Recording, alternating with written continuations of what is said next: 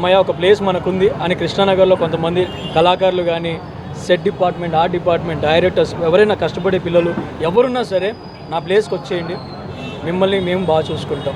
Okay. And more over నేను hotel ఇండస్ట్రీకి కొత్త, గురువుగారు ఉన్నారు ఇక్కడ కళింగపట్నం. సో నేను సోహెల్కి కాల్ చేస్తూ ఉంటా, మచ్చా ఎట్లవుతుంది మచ్చా కళింగపట్నం అంటే, అన్న ఉల్లిగడ్డలు కట్ చేయాల్సి వస్తుంది, అంట్లు తోమాల్సి వస్తుంది.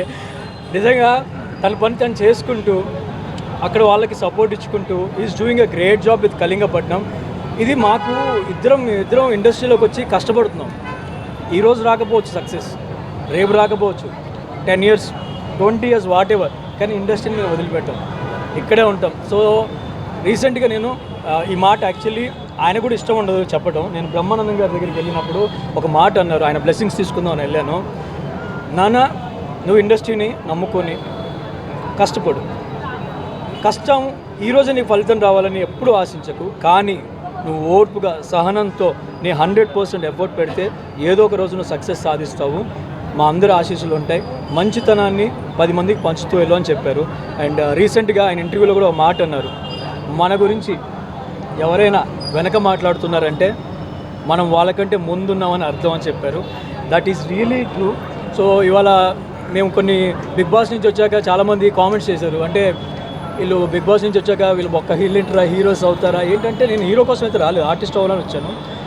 అఫ్ కోర్స్ మాకు ఆ పెయిన్ ఉంది, బిగ్ బాస్ నుంచి వచ్చాం ఒప్పుకుంటాం, కానీ మేము హీరోస్ అవ్వద్దా, మాకు ఆ అవకాశం లేదా, బాధ ఉంటుంది ఒక్కోసారి. చాలామంది క్వశ్చన్స్ అడుగుతూ ఉంటారు, మీకు సక్సెస్ రాదు అది రా అంటే, success not in your hands.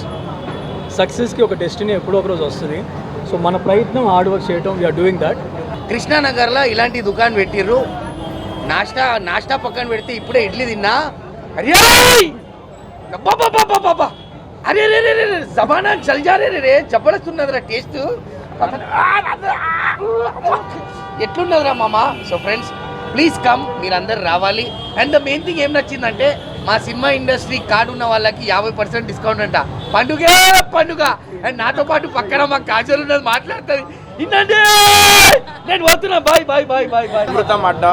So సన్నిధి, సో చాలా హ్యాపీగా ఉంది. ఆల్రెడీ టీవీసీ సెలూన్ కూడా చాలా సక్సెస్ అయింది. సో దాని తర్వాత మళ్ళీ ఇదొక నెక్స్ట్ బిజినెస్ స్టార్ట్ చేసిన ఫుడ్ బిజినెస్. చాలా హ్యాపీగా ఉంది. ఏదైతే రీజనబుల్ ప్రైస్లో హైజీనిక్ ఫుడ్ అండ్ ఒక గుడ్ అంబియన్స్, అంటే ఒక నార్మల్ పీపుల్ కూడా బయటికి వెళ్ళేటప్పుడు పని చేసి కష్టపడి పొద్దున్న సాయంత్రం వరకు లేదంటే రాత్రి కష్టపడి అట్లా వెళ్ళే వాళ్ళు, వాకింగ్ చేసేటోళ్ళు, వాళ్ళు ఇక్కడికి వచ్చి ఒక లగ్జరియస్ లైక్ బ్రేక్ఫాస్ట్ని ఇక్కడ చేయొచ్చు అనమాట, టిఫిన్స్.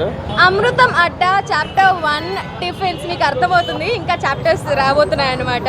సో మీరు సక్సెస్ఫుల్గా మన సన్నీ పెట్టిన అమృతం అడ్డాని బ్లాక్ బస్టర్ హిట్ చేస్తే చాప్టర్స్ ఎన్నో ఇంకా రాబోతున్నాయి.